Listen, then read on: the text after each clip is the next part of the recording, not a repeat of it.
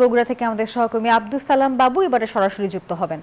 বাবু জানাবেন প্রধানমন্ত্রীর আগমন ঘিরে নেতাকর্মীরা কি বলছেন এবং নিরাপত্তা ব্যবস্থা কেমন দেখছেন।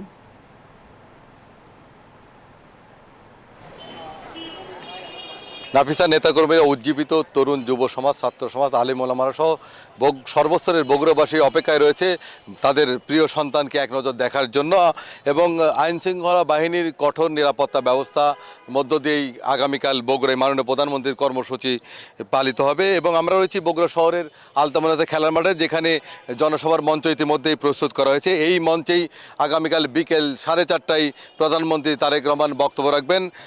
তরুণ যুব সমাজ, ছাত্র সমাজ কতটা উজ্জীবিত আমরা জানতে চাইব জেলা ছাত্রদের সভাপতি হাবিবুর রশিদ সন্ধানের কাছে। ধন্যবাদ।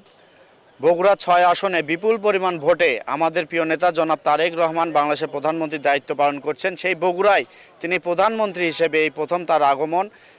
বগুড়ার শুধু বিএনপি পরিবারের মানুষজনই নয়, ছাত্রদলের মানুষজনই নয়, বগুড়াবাসী তথা তার প্রিয় সন্তানকে বরণ করে নেওয়ার জন্য অধীর আগ্রহে অপেক্ষা করছেন।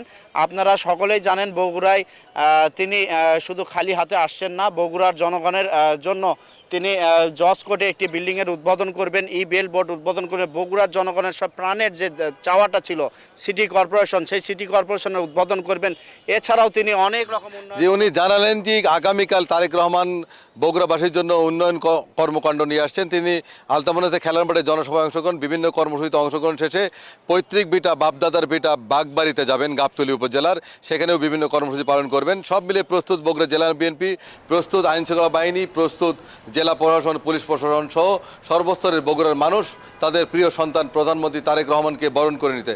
এই ছিল বগুড়া থেকে সর্বশেষ। ফিরব স্টুডিওতে। নাফিসা। বাবু, ধন্যবাদ আপনাকে।